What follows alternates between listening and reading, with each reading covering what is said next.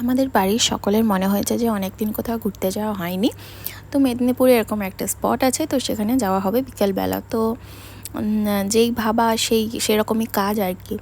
দুপুরবেলা চটজলদি খাওয়া দাওয়া করে নিয়ে একটু টুক করে রেস্ট নিয়ে রিক্কা খাওয়া দাওয়া করে নিয়ে আমরা বেরিয়ে পড়েছি। তো বেশ বিকেলে গিয়েছিলাম আমরা, তখনও ওখানে যে দোকানপাটগুলো যেগুলো বসে টুকটাক খাবার দোকান, চায়ের দোকান, তখনও বসেনি, সবে বসছে। তো রিক প্রথমে গিয়েই একটা বেলুন কিনে নিয়েছে, সেটা তার ফাটানোও হয়ে গেছে।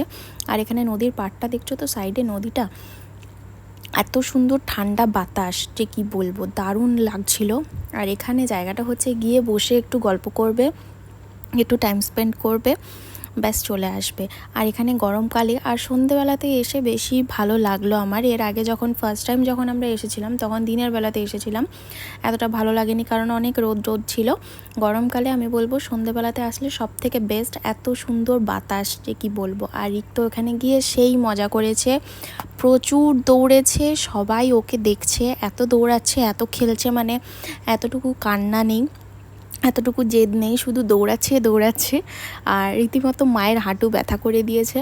আর এই যে ওকে অনেক বোঝানো হচ্ছে ওনাকে এখন যে তুমি এখানে এত দৌড়বে না বা কিছু করবে না, সে তো কিছু বোঝেই না, বেশ মজাতে আছে। আর এখন যাচ্ছে ঠাম্মির সাথে একটু ঘুরতে। আর আমরা এখানে বসে একটু সেলফি তুলছি, একটু টুকটাক ভিডিও করছি, সেটা ও লক্ষ্য করেনি। আর এইটার বাইরেও বসার জায়গা আছে, আর এইখানে ভেতরেও একটু বেশ সাজানো গোছানো আছে। আমি তোমাদেরকে দেখিয়ে দিচ্ছি।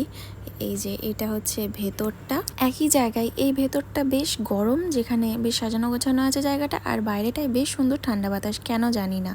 তো যাই হোক, বাড়ি আসার সময় দুজনে দুটো আইসক্রিম খেয়ে নিলাম, তো এইভাবেই কাটালাম।